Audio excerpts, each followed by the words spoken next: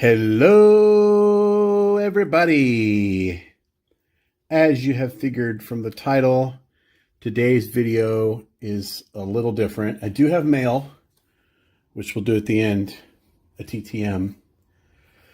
But I just got thinking, we're losing a lot of Hall of Famers this year for whatever reason. I don't think it has to do really with COVID or anything like that. It's just we have so many greats from the 50s, 60s that are just getting to that age, and they just seem to be all going at once. And last night, I heard about it last night, but you might have heard Joe Morgan passed away. I do not have his Joe Morgan autograph, so I just grabbed that so I could stick him up back there. About a week ago, Bob Gibson, of course, the great postseason pitcher and regular season pitcher, for that matter, for the Cardinals. And I really thought I had a Bob Gibson autograph. I don't see it anywhere. Maybe between those two or just before Gibson. How sad is it that I'm losing track of like what order people die in? It's horrible. But Mr. Whitey Ford, who I do have on this ball. So I was able to get this. I've scoured Craigslist for sports cards and autographs just like all of you. And at least 99% of the time, it's just garbage. And I found this listed in Bellingham. Someone had it for $50. Drove up there, met him, got him to take $40 for it. And it's a good autograph. I did my own authentication, and some people that are really familiar with Whitey's autograph have seen it, and everyone seems to like it. I like it. I'm happy to have it in my collection. And so Whitey Ford, who else?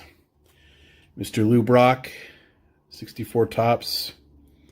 Of course, I have lots and lots of 64 tops signed. So naturally, I would have some of the Hall of Famers. We'll see if we can put him up there. I guess it works.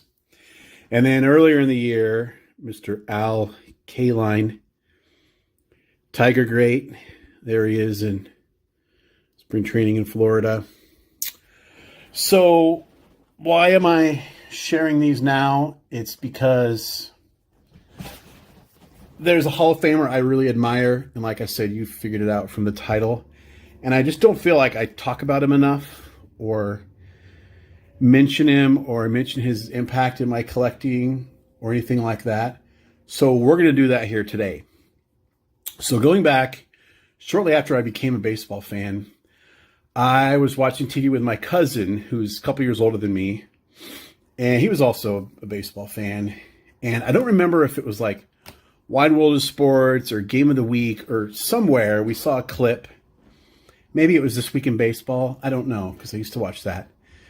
Somewhere we saw a clip of a Game 1 of the 1970 World Series with Brooks Robinson reaching way into foul territory on a hit by Carlos May and throwing all the way off balance across the diamond to get him at first.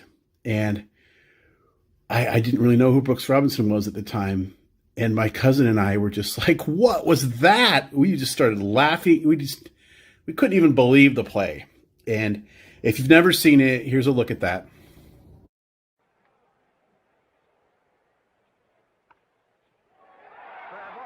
Great play by Robinson. Look at that. Oh, great day in the morning. What a play. Well, he does it in big games. Watch this play.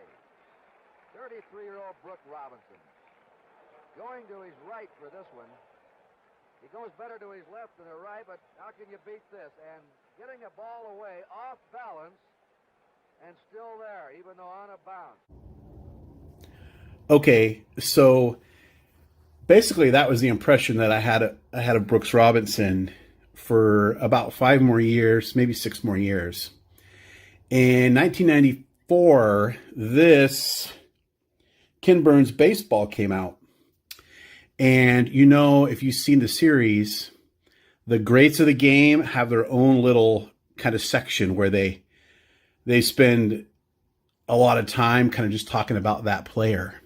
And they had dedicated, a little 10-minute or 5-minute section to Brooks Robinson and how awesome he was. And I was just like, I got to get some baseball cards of this guy. At the time, I was in college in Tacoma, away from my family. I had a very small food budget. I didn't have any job really. And there was a card show at the Tacoma Dome. And I thought, I'm going to take some of my food money and just use it on cards and get some Brooks Robinson cards. So that being said, I had friends and I was always eating at their house, and I drove home on the weekends, about every third weekend, 100 miles each way. And I would come back with the entire contents of my mom's cupboards, and I would live off that. So I wasn't about to starve, but I took food money and I got some Brooks Robinson cards. And through this 30 years since then, has it been 30? I didn't even keep track anymore. Around 30, 25, 30. Many times I've had to jettison or sell off parts of my collection just because of financial problems. We had 3 kids, multiple houses, this and that, life. There's been times where I've had to sell off things, and I wasn't always really thrilled about it. Many times I've come across those Brooks Robinson cards in my little box when I was looking for things to sell, and I thought, I just can't do it. I can't sell them. And so those cards I got way back in 1994, I still have here because I'm such a Brooks Robinson guy, and we're losing all these players, and he's, I believe, the oldest living Hall of Famer, or he's right up there. And I just got thinking, I want the world to know I'm a Brooks Robinson guy because I don't talk about him enough. So here we have a whole video. I haven't even done anything yet. We're already up to almost 7 minutes. Anyway, so here's those initial cards that I got at that show, and I still have every one of them, and they're all amongst my favorite cards. So I forget what year these are from. They're called Starliner, and apparently they're really easy to counterfeit. They're also really affordable, and they're basically like a sticker. It says, break at star line and strip away.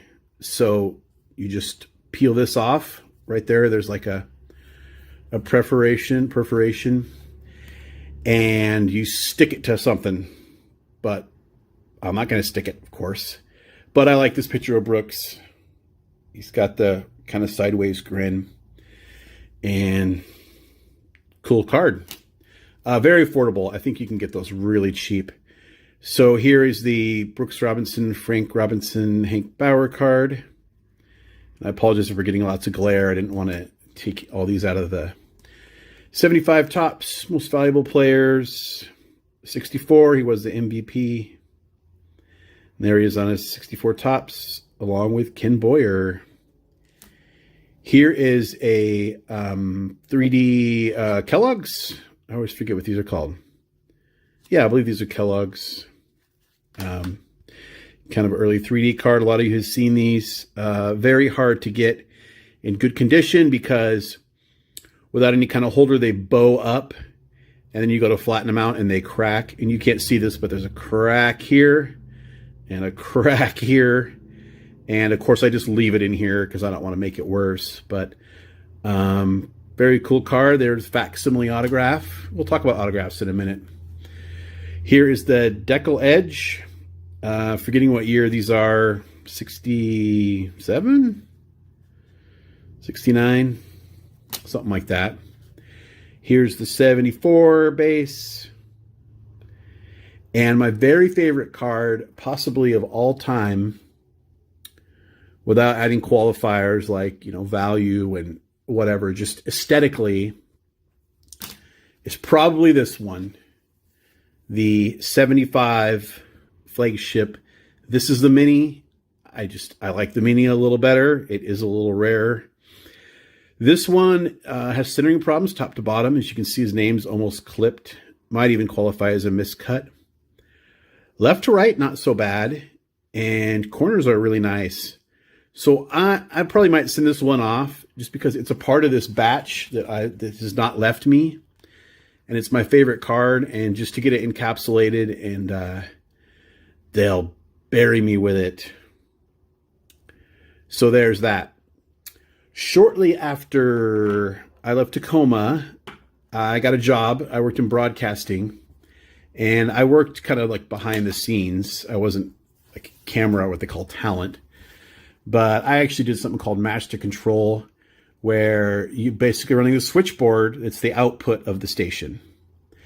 And I moved to Medford, Oregon. I didn't know a single person, but I was finally getting a little money. And I ordered a cool replica Brooks Robinson jersey. And I think I have a picture of myself in it. If I do, I'll drop it in right here. So there I am with my Brooks Robinson jersey. Unfortunately, after I got married, it got trapped behind a damp robe hanging on the back of my door. And it got mildew and mold, and it was thrown away. But I loved wearing it. Just as you can see there, it's kind of like a, guys, we think we're pulling something off with our little outfits. But I never did replace it. And of course, by now it would be so ridiculously small on me. It would be hanging in my closet anyway. But I was so sad. And every once in a while, somebody would mention it. Brooks Robinson, man, he was a magician. And, I'd start a little conversation, and it was always really awesome. So I had the job, and they had card shows in Medford, Oregon at the time, once every other month at a local hotel. And I had some spending money. I wasn't married yet, didn't have kids.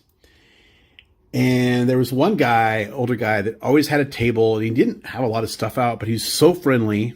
And he had a binder of 8x10s, and I'm flipping through it. This is about the time that I'm getting my jersey. And I come across this 8x10. And so this was my first Brooks Robinson autograph. And I was a little heartbroken today because I took it out of the binder, and I swear there was some kind of like picture or a ticket stub from the show that the dealer got it at. I know there was at one point. I don't know where it's at now. But this is my very first Brooks Robinson autograph, and it has not left me since. It's faded a little bit. I did have it on display at one point. I like displaying my stuff, even if it fades. I collect for me. Obviously, Brooks has signed so many autographs. Like the value is just not really a concern, because there must be 4 million Brooks Robinson autographs. So let's look at some more. 1990, January 24th, 1999, I signed up for eBay. Within a couple hours, I'm bidding on and winning my first certified, and I believe my only to date. Well, I'll know in a minute when I go through the rest. Certified Brooks Robinson autograph. And these all come with a little certificate. And it looks like they were produced in 1986. And that was my second Brooks Robinson autograph. When I got into TTMing in 2005-ish, 2006, I started writing to Brooks every now and again when I saw that he was signing. And basically the rest of these are the result of that. So these are really spread out over probably 13 years that I've been getting these. So just know that I'm not sending Brooks Robinson, 10 cards at a time with a sticky note saying sign these. I have so much respect for him. I always send the fee, and honestly, a lot of times it's unclear what the fee is. So I just always go high end because I want to assure myself that I'm getting one and honoring and respecting a player that I just respect quite a bit. So here's just a stack I have in no particular order. 76. I don't know when I got it compared to the others. 73. That one's got a crease, but I'm primarily an autograph collector and not a card collector. Of course, I collect cards, but on a card like that, the autograph looks good. It's all great. Here is a 64. Again, creasing on this, but look at the auto. That's why I'm here. And these are all going to stay with me. If I had 100, then that's how many would stay in my PC. Here's the 75, the full-size standard 3.5 by 2.5 version. One thing I really like about this card, I should have mentioned it when I had the mini up here. Here we go. The bill of his hat. Look at that. It's like shortened. And I was so transfixed by this when I first saw it. I'm like, why does he have no bill on his batting helmet? And apparently the hat's with the ear flap, which of course would be on the other side. Brooks thinks it interferes with his field of vision a little bit.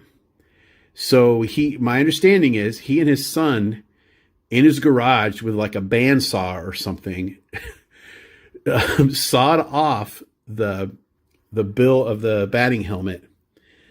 And that's just nuts. I mean, that just tells you there's something so 1974 about that. But anyway, that's one reason why I like that card so much. Couple oversized. So this one I sent.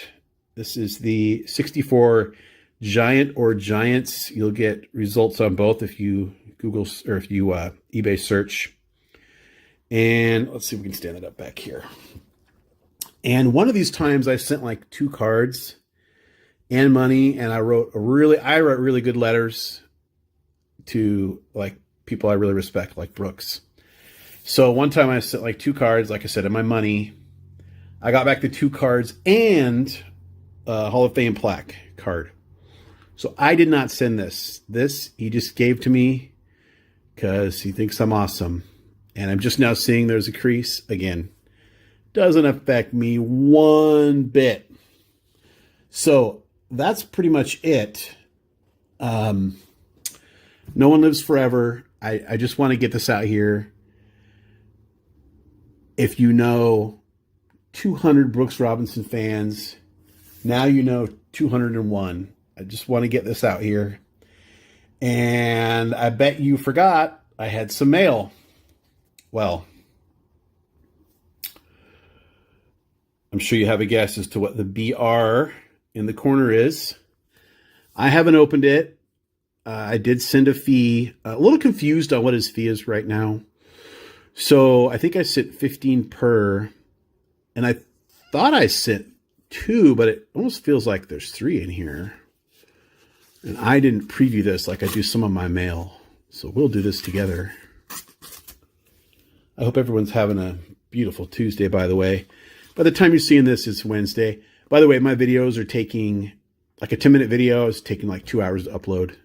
So I don't know. This one might be up hopefully for the end of the week, right? Okay, here we go. Okay. So this is a archives that I pulled a couple weeks ago. And there he inscribed it. I did not ask for an inscription. I'm happy to have it. And as a matter of fact, I think only that 64 Giant has the, let's pull it out here. No, even that doesn't have the Hoff inscription. It has the All-Star and the Gold Gloves inscription. So, okay. There's, like I said, it's style of a 74, but it's archives from this year. And come to think of it, I did send him 3 because there's 2 Stadium Clubs in here. And that's the Stadium Club from 2019. There we go. Hoff inscription. And this is this is 2019. This one's like 16 or 17. But there he is. And that might be that play against Carlos May. Hard to say, but it looks like he's standing right over the bag almost. So it wouldn't be because he was far further to the right on the Carlos May play. But there it is. Just a great action shot. Of course, dual kind of hit for me because I love Stadium Club so much, and now you know I'm a Brooks Robinson man. But 3 for 3, I did send 3 now that I see the cards. And so I think I sent 15 per, so 45. Okay, that's it for now.